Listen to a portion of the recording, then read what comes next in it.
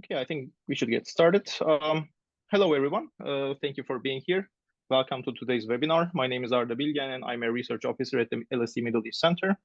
And today we are here for a book launch for the book Industrial Policy in Turkey, Rise, Retreat, and Return by William Hale, Mustafa Kutlay, and Mina Toksoz, which was originally published by Edinburgh University Press at the end of last year. It was in December 2023.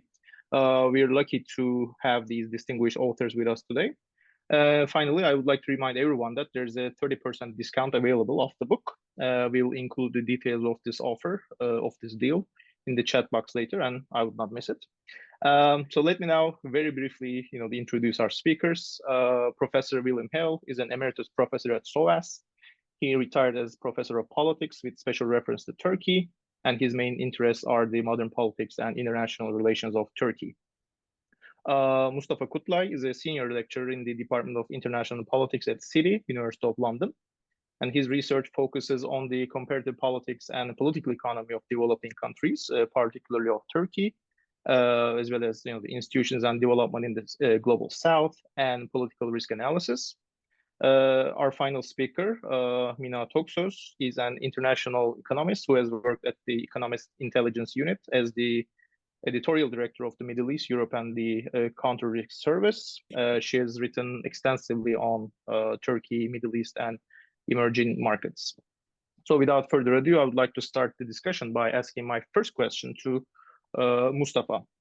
So Mustafa, could you please start by telling us a little bit about the major debates and trends in industrial policy? How do you think did these help you develop the conceptual framework of the book? And as a reminder, again, you have 10 to 12 minutes. Please proceed. All right. Thank you very much, Arda, for this great opportunity. It's great to be here today to discuss this fashionable topic, I will say, because when we started writing this book, industrial policy was not that popular. But right now, everybody is talking about industrial policy.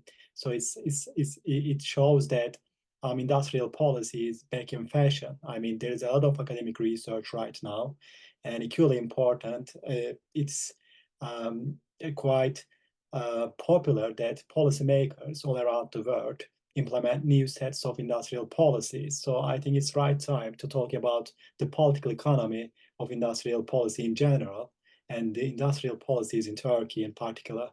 So this is a remarkable turn because, I mean, if you look at the last 3-4 decades, for instance, industrial policy became synonymous with corruption, inefficiency, and waste of public resources. Right? I mean, governments were discouraged to intervene into the economy, and the mainstream economic mentality was to kind of restrain government intervention. It is no longer the case, however. I mean, if you look at all major economies, the United States, European Union, China, India, and others, we see that they implement different sets of industrial policies. And of course, we need to distinguish between old industrial policies and new industrial policies. And we did this in the book, and we discussed in further detail. Governments are implementing new industrial policies because the global economy is changing. I mean, there are new topics such as green growth, research and development, and new sectors that did not exist or were not prioritized a few decades ago. So interesting question in this context is, why is industrial policy on the rise? In the book, we highlighted two main reasons. The first one is about the problems associated with the post-1980 economic paradigm. This is a well-known debate, of course, so I'm not going to go into the details. But if you look at the last 3-4 decades, we see that during the neoliberal globalization period, income and wealth inequalities increased, especially in the developing world, in the global South. Deindustrialization took place, and the number of high-quality manufacturing jobs decreased dramatically. And it is a major problem for developing and developed countries. So it was not only an economic problem, it also created a lot of political implications because we right now witness the rise of right-wing authoritarian populism. We see that social contract or democratic contract in many countries is being undermined.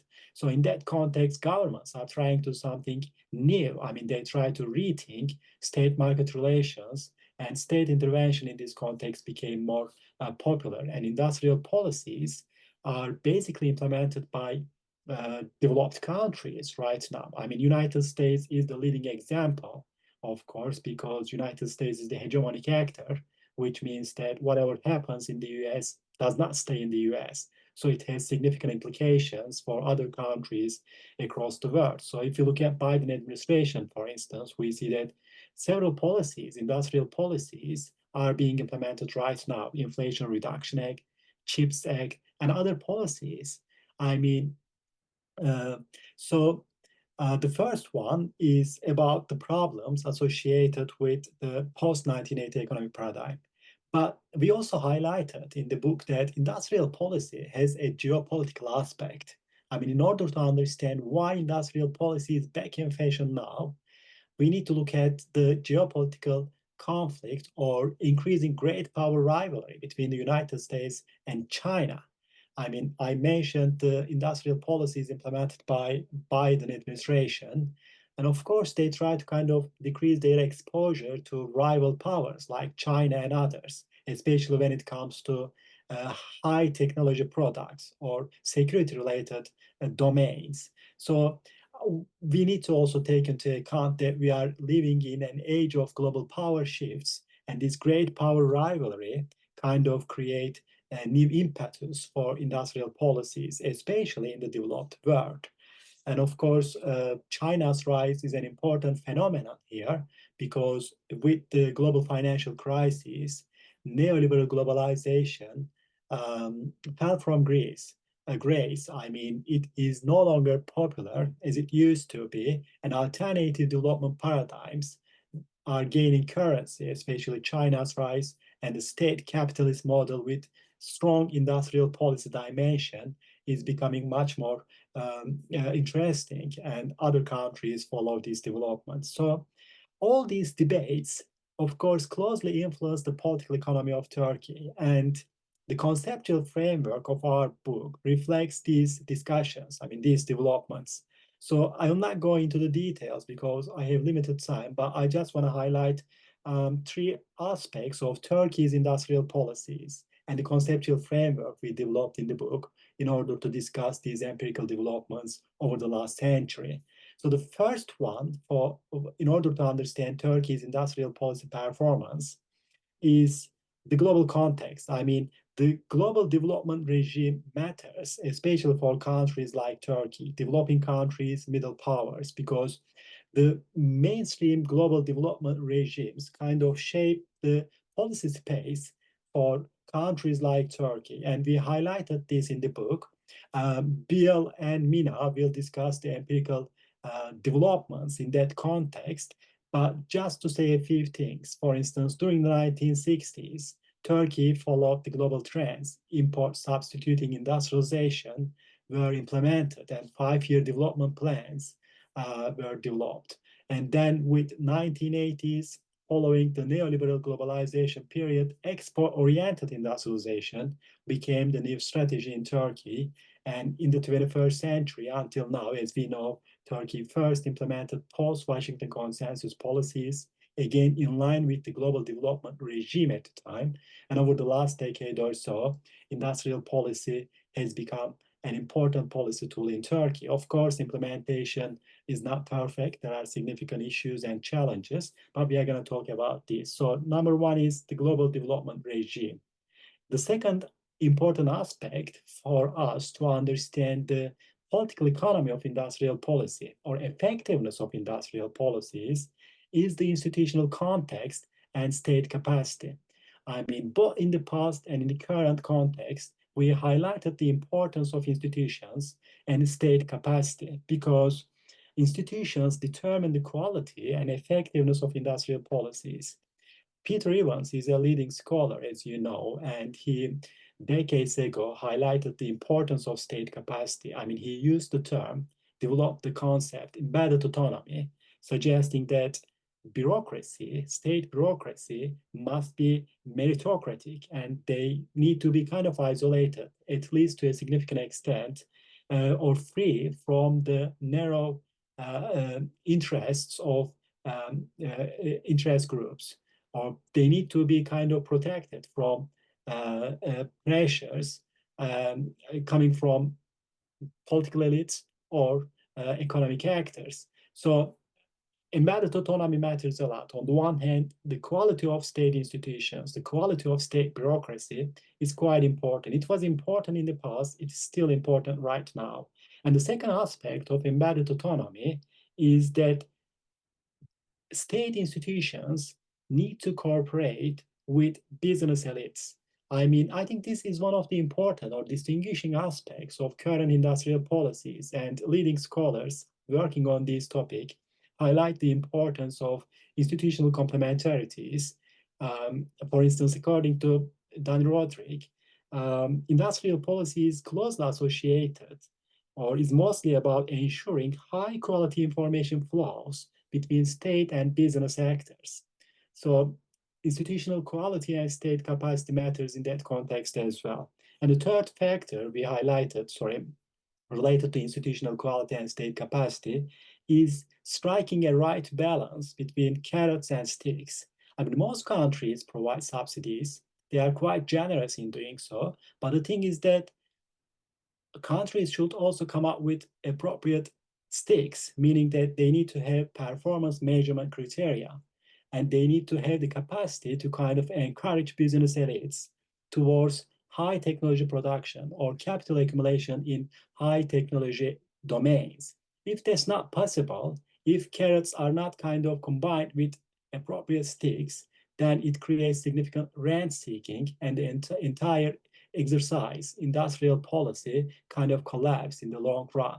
So it turns into a dead end.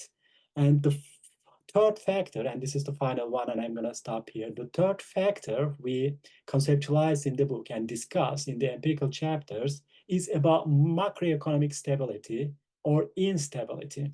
I think this concept is a little bit underestimated in the discussions, especially when it comes to the developing world. And when we look at the Turkish case, we see that macroeconomic instability has been a major problem for quite a long time period, or for most of the last century in Turkish political economy. And if macroeconomic stability is not ensured, then it paves the way for economic crises. And these economic crises create a lot of uncertainty, and it becomes really, really challenging and difficult to focus on long-term industrial goals. Instead, a kind of stabilizing economy in the short run or subsidizing certain firms actually facing significant macroeconomic problems become the essence of industrial policy. And of course, it creates a lot of policy inconsistencies. So in order to avoid this, what we highlight in the book is that global context matters, following global trends are important, but institutional context and state capacity matters most. And in order to come up with effective industrial policies, also countries like Turkey should kind of ensure macroeconomic stability. So I just want to stop here, and I am sure we will discuss in further detail in the Q&A session. Thank you very much again. Thank you so much, Mustafa, for this great introduction and also providing us with some of the important highlights of the book. And we'll move on to our second question now. And I'd like to ask Professor Hale to provide us with an overview of Turkey's industrial policy since the inception of modern republic until the 1980s. And I just wonder what would you say are the major periods and breakthroughs of this process? And I'd be happy if you could finish in the 10 to 12 minutes. The floor is yours. I'll try to get it all into 10 minutes. It's a daunting task. I know. Sorry about that. Yeah, it's quite all right. The interesting thing about the history of industrial policy in Turkey is that it goes back an awful long way, right back to the 1920s. I think there are probably a few other examples of that. The second interesting aspect of it is that it has been extremely unstable, with switches backwards and forwards in strategy, pro and anti-state intervention in the economy, which have been profoundly affected by global changes, both political and economic, as well as differentiated domestic political pressure. So the interaction of these two factors has been very, very important. If you go back to the 1920s, the Turkish Republic is established in 1923. Effectively, it is a single-party regime under the Republican People's Party, founded by Kemal Atatürk, and committed to the idea of national revival, national reform on secularist, modernist, nationalist models. During the 1920s, economically, Turkey suffered from very serious constraints. The first of them was that it was emerging as a basically pre-industrial society from a period of 10 years of devastating war, beginning in 1912 and lasting until 1922, and that there was a very serious cost of that, both in terms of physical destruction, but more importantly, in terms of human resources. It's estimated very roughly the population of what became Turkey in 1924 compared with 1914 had lost something like a quarter of the population due to massacres, wartime casualties, forced emigration, and in particular, the most high proportion of the entrepreneurial technocratic middle class, which had been predominantly Christian, Armenian or Greek before the war, left Turkey either during the war or immediately afterwards. The result was there was a serious loss of human resources apart from physical resources. The second serious constraint was that under the Treaty of Lausanne of 1924, which established peace between Turkey and the former Entente powers of the First World War, the country was not allowed to introduce a protective tariff. There were serious tariff restrictions. So there were very limited sphere of action which the government could use. Their main idea was to build up a national bourgeoisie, which in effect meant a Turkish Muslim entrepreneurial and technocratic bourgeoisie. They achieved some success, but the degree of industrialization and indeed industrial planning during the 1920s was really quite limited. And then, of course, in the period 1929 to 1930-31, you had two profound changes. First of these, which affected Turkey, was that the Lausanne tariff restrictions expired in 1929. So Turkey was now free to introduce a protective tariff to encourage a possible program of import replacement industrialization. The second one was, of course, the Great World Depression of the early 1930s. This caused a severe contraction in foreign trade and hence in national income. But above all, of course, it destroyed confidence in the ability of the capitalist system to restore itself after a serious depression. And this produced differing policies in a whole variety of different countries, but Turkey was among those which attempted a new set of policies during the 1930s. These were called etatism, which meant in effect that the state took on the role of setting up a series of basic industries, which it hoped would encourage the overall development of the economy. There was a series of 5-year plans. The first of these, which ran from 1934 to 1938, was implemented. The second plan, which was to run from 1939 to 1943, was effectively a dead letter due to the Second World War. But during the 1930s, under the program of etatism, you had the development of state industries over a whole range of basic industrial products, which was treated as the beginnings of a planned industrialization, and was reasonably successful, it has to be said, given the constraints of the time. What was also interesting was that it trained a group of Turkish Muslim technocrats who were later to form the basis of a more distinctly liberal development. Turkey was profoundly affected by the Second World War between 1939 and 1945. It was neutral, but it was in serious danger of being invaded by either the Axis powers or the Soviet Union, and it had to mobilize the forces.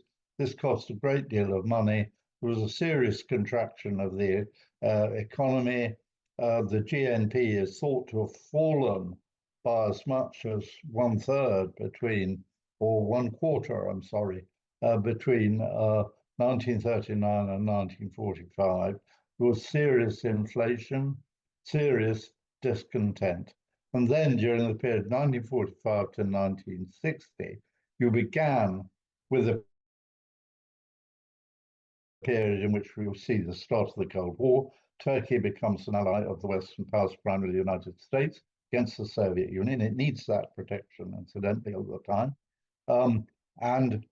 This has a profound effect on economic policy and political structure, because it meant the development, first of all, of liberalization of the domestic political system, beginnings of an opposition party, the Democrat Party under Adnan Menderes, which won Turkey's first free election in 1950, and a commitment by the Democrats, as well as the Republican People's Party, has to be said at the time, to a liberalization and a shift away from the old strategy of etatism. During the first half of the 1950s, given favorable conditions, this policy was quite successful, it has to be said, and there was quite a serious development of private industry, etc., as well as, above all, agriculture in the first half of the 1950s. But by the end of the 1950s, it was running into serious trouble. The Democrat Party treated industrial policy as a sort of way, a machine for political patronage, basically. It encouraged its friends and allies, and this led to serious misallocation of resources. There was little attempt to develop exports. There was a serious balance of payments crisis as a result in 1958-59 with an economic contraction. And this was an experience which was repeated several times, most recently, even in the last few years. The result was Turkey's first military coup in 27th of May 1960, the establishment of the Democrat Party under Adnan Menderes, and this attempts and liberalization of the economy, so that industrial policy is pushed onto the back burner. The idea is Turkey is going to develop the free market, liberal free market conditions. As I said, this policy was reasonably successful at first, but was then quite unsuccessful. After the 1960 coup, there was a return to the idea of economic planning. First of a series of 5-year plans was launched, 1963, and during the first part of the 1960s, Turkish economy developed reasonably well. However, by the end of the 1970s, they were again running into very, very serious problems. The politicians used the economy as before, as a means garnering and furbishing their domestic political support. There was a lack of effective industrial planning, to be frank. There was no attempt to develop exports. There was an emphasis on import replacement industrialization, but no serious attempt was made to get these new infant industries to jump up out of their prams and start competing on the international market. And this again, combined with a political collapse in 1979, led to another military coup on 12 September 1980 and the beginning of a new phase, which Mina will now tell us about. Thank you. Thank you so much, Professor Hale, for this brief but very rich summary of the decades of political and economic developments in Turkey. And now I would like to turn to Mina and to ask her to to take it from where Professor Hale left and provide us with a maybe more like a macroeconomic view from the 1980s onwards, and as well as of the recent and the current industrial policies. And I would also I would like to ask her how does she think are effective or ineffective these policies are, and why. And again, you have 10 to 12 minutes. Okay, well, I have to rush through quite a lot. Can everyone hear me? Is that right? Okay. Yes, okay, so I'm not going to spend too much time on the liberalization era, 1980s and 90s. They're absolutely fascinating couple of decades there where much happened. But from our point of view and the point of view of this topic, the key thing was that there were the import substitution strategy was very significantly dropped and replaced with export-oriented industrialization. And the exports were, of course, they could do this to some extent because an industrial base had emerged in the previous decades under state ownership and so on. And so that was the key aspect to it. It didn't happen overnight. Tariffs were reduced gradually, but quite substantially, especially once in the 90s, the customs union with the EU came in. What was done quite radically and suddenly without sufficient preparation of the economy was the liberalization of finance and capital flows. And in fact, when Özal was just about to leave government and become president, when he decided overnight that he would liberalize the capital account of the balance of payments, which is the sort of thing that you don't just do right away. I mean, China still has capital controls. South Korea, when it did its dramatic industrialization, had capital controls. And the central bank was against it in Turkey and so on. Anyway, capital controls came in 89 and so on. So, I mean, sorry, capital controls were lifted in 89. The state planning organization, which had become highly politicized, incidentally, in the book, just the footnote to say that we have a contribution from Brian Bealey, who was a junior intern from the OECD based in Ankara in the first days, early years of the state planning organization. And he talks about the atmosphere in the state planning organization, the very positive sort of can-do attitude and the sort of relative autonomy that was given to it to start with. But of course, that had begun to be eroded. And by the time Turgut Özal took it over and the liberalization era began, the state planning organization was pretty much marginalized. So the other aspect that is important from point of view of this topic is that although the state was withdrawing from the economy and there were some privatizations, although not in the key sectors such as telecoms, there was a lot of ad hoc measures and off-budget funds and there was still a lot of state intervention, but in place of it being quite institutionalized and clear and in a framework of a 5-year plan, state intervention then became very ad hoc, and that led to quite a lot of sort of reactive kind of policy making and increased corruption. In fact, the 90s were very much seen by the public as a highly corrupt decade. But what was achieved was Turkish industries' integration into the global economy during these 2 decades. And once the customs union came in, Asian automotive investors came to Turkey, established the automotive sector, which was very successful, and so on.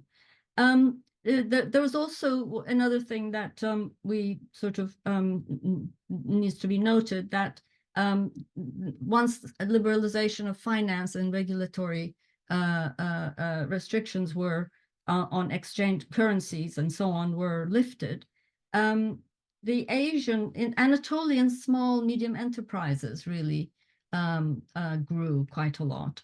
And they used religious networks, Islamic banking, Gulf funds came into Turkey. At that time, by the way, there was a major boom in the Middle East, economic boom in the Middle East. And this was part of the big export leap that the Turkish economy managed to do.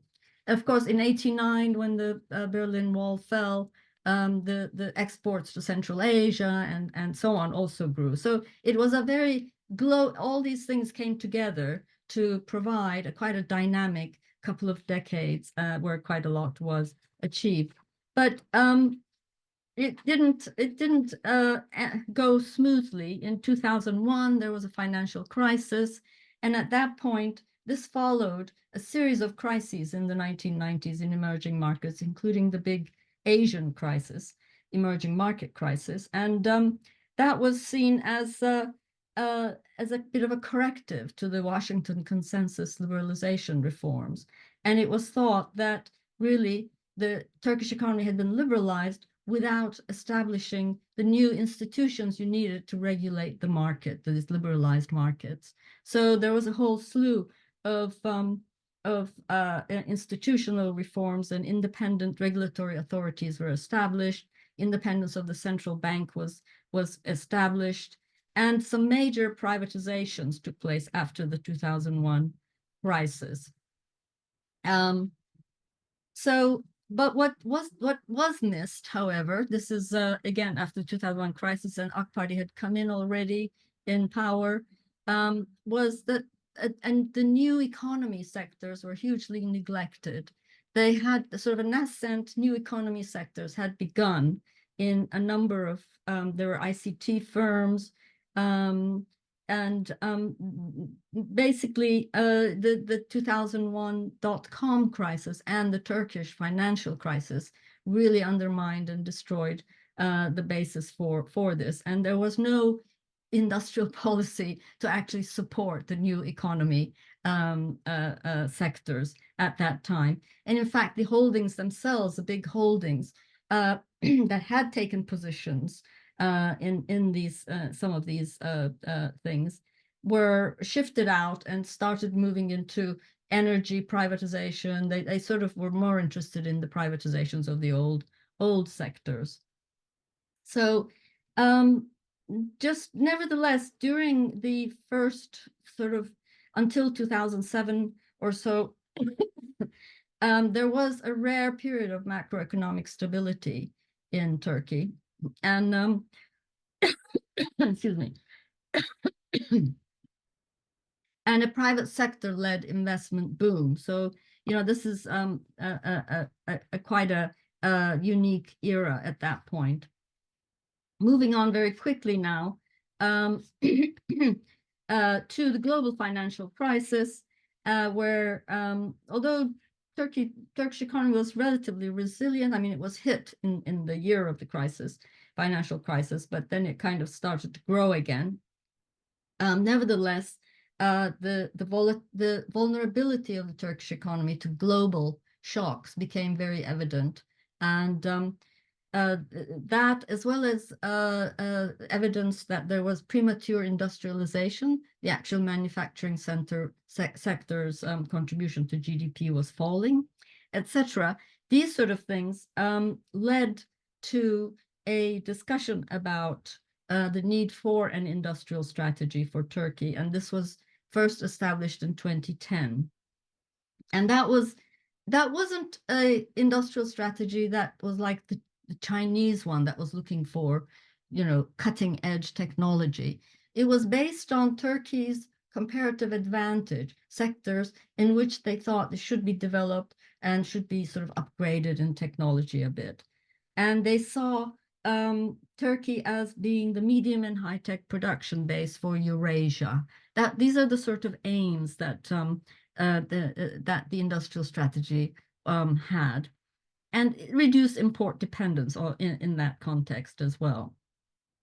Now, this was followed by in 2018, 2019, there's increased focus on technology, and so more incentives are given to private sector to do research and development and so on. And in 2019, there's, in the context of the 12th five-year plan, which are sort of still an exercise that the government goes through, they wanted to, they put aims on, such as reaching high-tech exports to reach 5.8% of total exports by 2023. This was missed, by the way. It was only 3.8. And then by 2021, when Turkey signed the Paris Club agreement, a Green Deal action plan was put forward. And then 2022, or just after that, at the end of 21, a national artificial intelligence strategy was put forward. It's led by a presidential digital information office, and TÜBİTAK given main roles in that. Now, how much has been achieved? I mean, there's how much has been achieved with these? Sorry, I should just say that the new industrial policies, Mustafa already mentioned this, are different to the old ones in the 60s and so on, in the sense that they're export oriented. They don't go for didn't go for import protection. It was very much export oriented. And of course, Turkey is now very much part of the global supply chain. So, they have to maintain that position, and they can't start putting up tariffs here and there. However, over time, the state role has begun to increase in Turkey, not just in terms of increased state assistance in terms of subsidies and tax rebates and so on, but also in terms of something called the Sovereign Wealth Fund was set up, which has taken shares in many sectors. Telecom sector has practically become state-owned by now, so the role of the state has kind of crept forward, not necessarily out of a strategy to do that, but in terms of the various measures that have been implemented.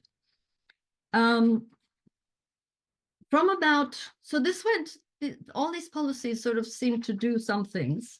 It hasn't been a complete, it hasn't gone nowhere. We have, for one thing, quite a competitive defense sector by now.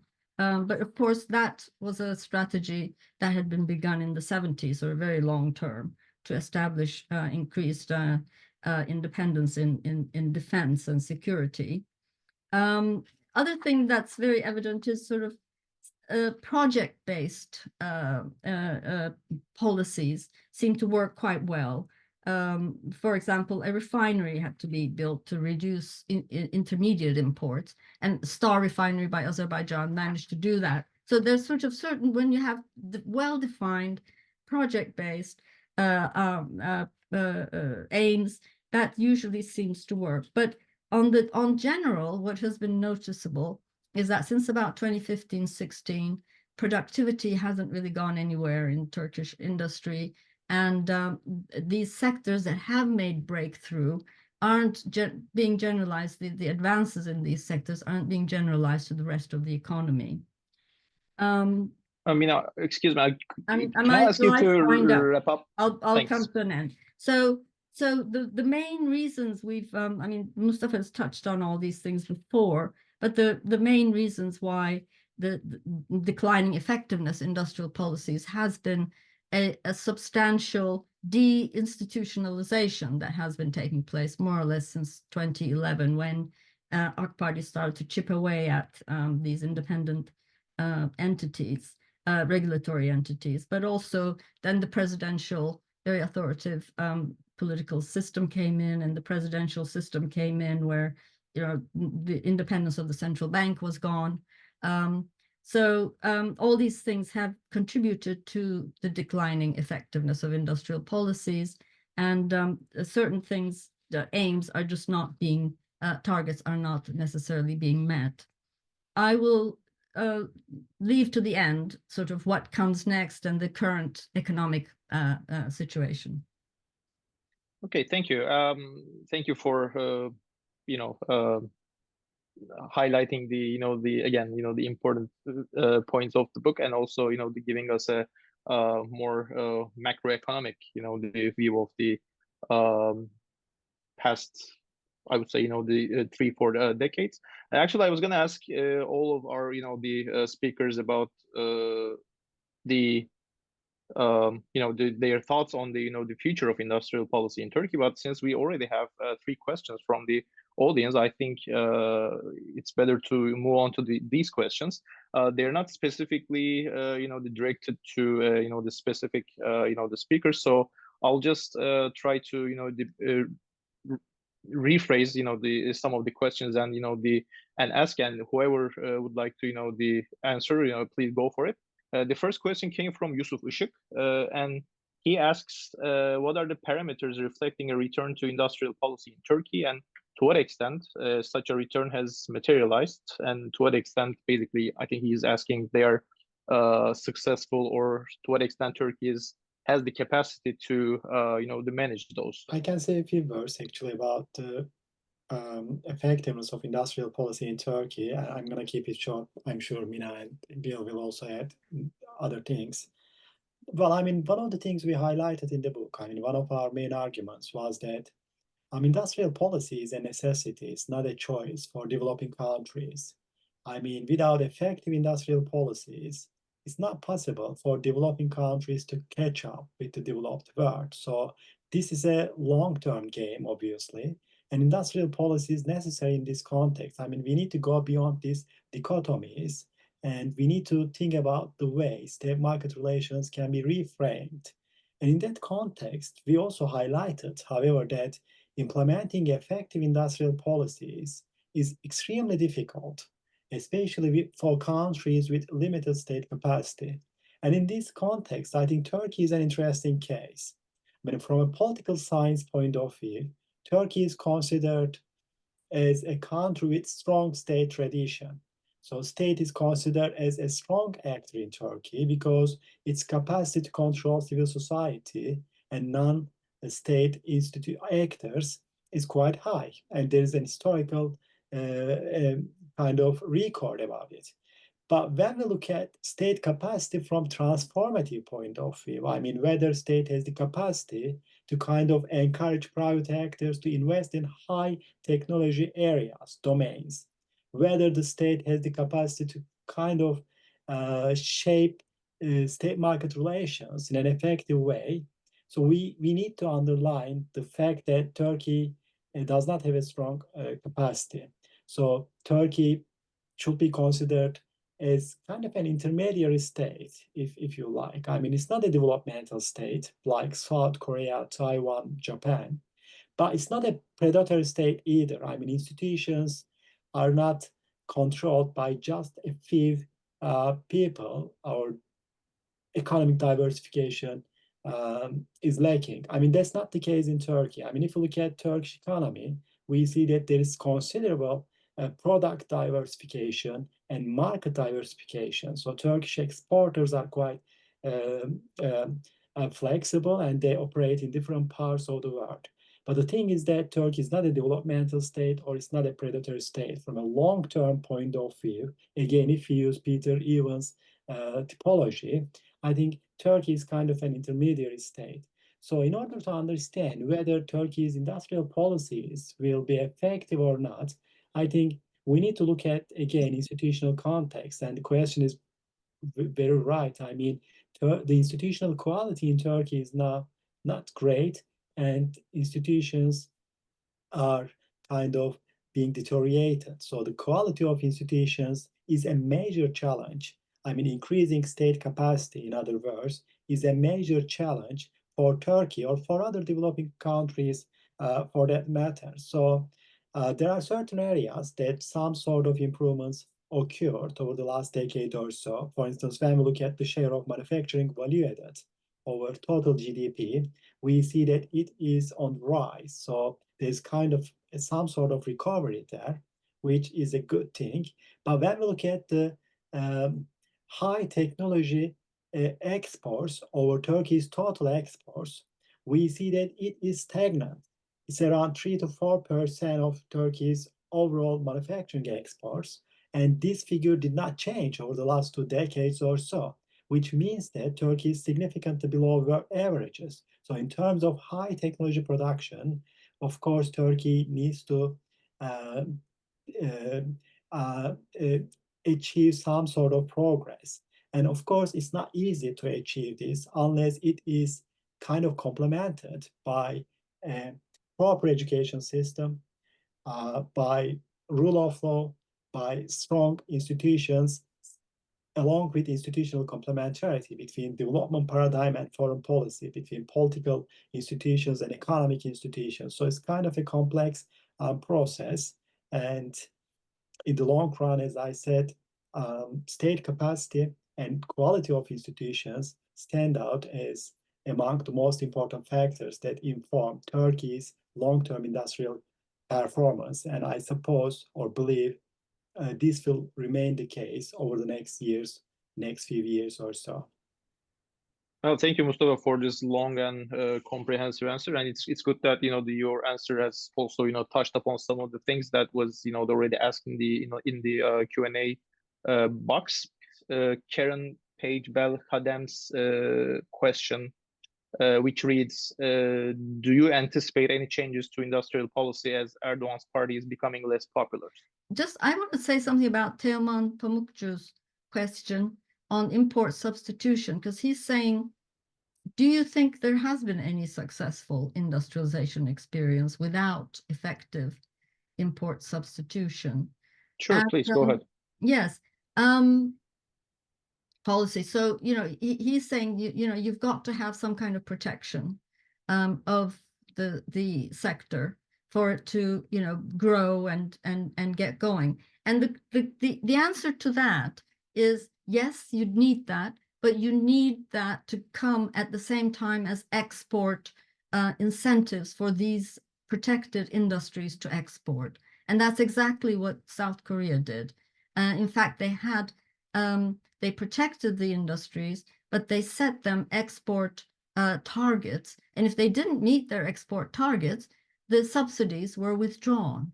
So you need the two. And that's one of the things that has dogged the discussion around industrial policies, that people think it's either one or the other. Actually, you need to have both of these things operating at the same time. Okay, and Professor Hale, would you like to say a few words about the solutions or the future? Yes, one problem I see here is that at the moment we have a situation where the government is having to do quite extraordinary U-turns on a whole series of different issues, including, above all, its financial policy, as you know, and there's been a reversion to much more conventional interest rate policies. The the independence of the central bank has essentially been restored. Mr.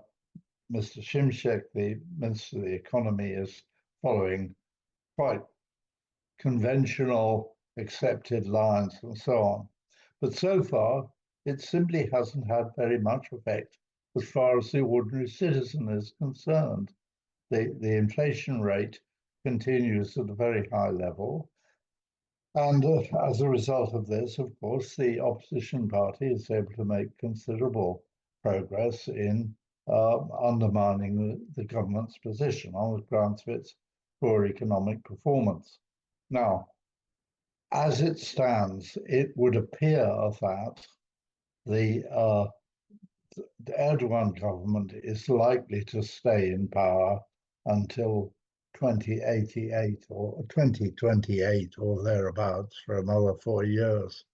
And given that situation, it seems to me quite uncertain whether or not it will change policy again.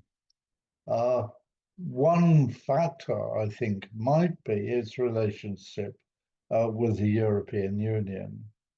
Now, if the government was able to improve, for instance, the human rights regime in Turkey, and unfortunately there isn't very much sign that it is doing that, but if it was able to do so, then it could substantially improve its relationship with the European Union.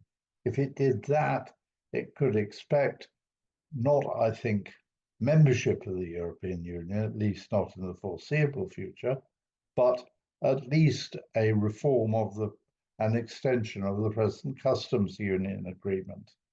Now, if it was able to do that, then of course this would open up new economic possibilities, which I'm not in a position to assess, but maybe either Mina or Mustafa can answer that. But I feel that in the future, the relationship with the European Union is going to be really very critical in all this. What do other people think? Just very quickly on the European Union, the European Union Carbon Border Adjustment Mechanism, shortened as CBAM, is supposed to come in by 2026. And this is a tariff on highly polluting industries, imports of highly polluting industries, of which Turkey happens to be the third biggest after China and Russia, and then it's Turkey. So it'll be most affected. And this is going to affect chemicals, cement, iron and steel, aluminium, all these heavy industries that Turkey's got. And I do think that, and also, of course, there's the whole question of the European Union moving towards banning combustion engine cars by 2035, although that may be delayed now, given the sort of politics of things in the EU. But, you know, can Turkish exports to the European Union or to anywhere may somehow survive this? Can the automotive sector survive this? And so there are enormous, I mean, it really scares me actually to think about the sort of huge changes that have to take place in Turkish industry. And I mean, sometimes, you know, when I look at what they're trying to do, the government's aware of this and they're setting up sort of sector studies and so on. But not very much is actually happening from what I can gather. And so, you know, it's going to be a very difficult period for Turkish industry. And that's why I think, for example, there's now a lot of interest by Turkish businessmen and government on Africa. And where they're kind of aware that they're not going to be able to just grow by exporting to the EU, continuing to export to the EU. They're going to have to export to other developing countries. And I think there's going to be much more sort of South-South trade. One of the consequences will be much more South-South trade. Well, thanks a lot. I'm checking again the Q&A box, and I think Mustafa's initial answer, the long one, part of the covered what Mohammed Abir Hassan has asked, and he also thanks you for for your work. He really appreciates everything you've done because he's a PhD student at Oxford. Thank you. And also, Mina, I think, that touched upon or directly, the provided answer to, Teoman Pamukçu's point. So that gives me the opportunity to ask him my own question. I think, we haven't, spoken enough about the role of the private sector and or the business groups in, the transforming their transformative role in the past decades. And, it's a debate in the academic and policy literature as well. So my question is, do you think the private sector and business groups in Turkey have become more involved in politics over time, or do you think they become more depoliticized? And if so, why? Anyone can go. I think maybe Mustafa might be better at this. Mustafa? Well, I can say a few words, and then perhaps Bill will complement what I say. Abir Hassan, by the way, thank you very much for your feedback. We really appreciate you like the book. Thanks for this. Well, I mean, that's a very good question, because when we talk about industrial policy, it's not only about what states do or do not. It is also about private actors, of course, because, I mean, they are the main players. They compete on the ground. Compete on the ground, and we need to think about the two sides of this issue.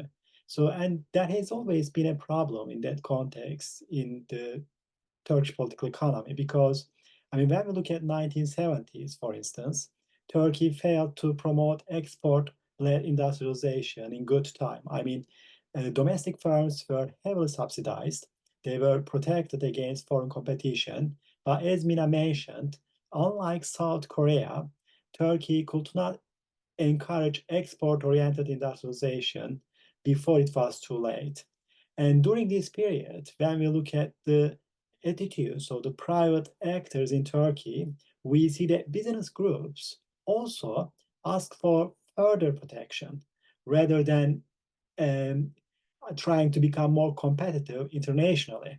So here there's a two-sided problem, if you like. I mean, on the one hand, states should have the capacity first to provide subsidies, all sorts of support, and states should encourage domestic firms to invest in high technology domains. But on the other hand, states should also have the capacity to kind of discipline private actors if these subsidies are not used in a proper way. On the other hand, from the private sector's point of view, of course, they need to respond to the incentives provided by the state. They need to adjust their preference functions accordingly.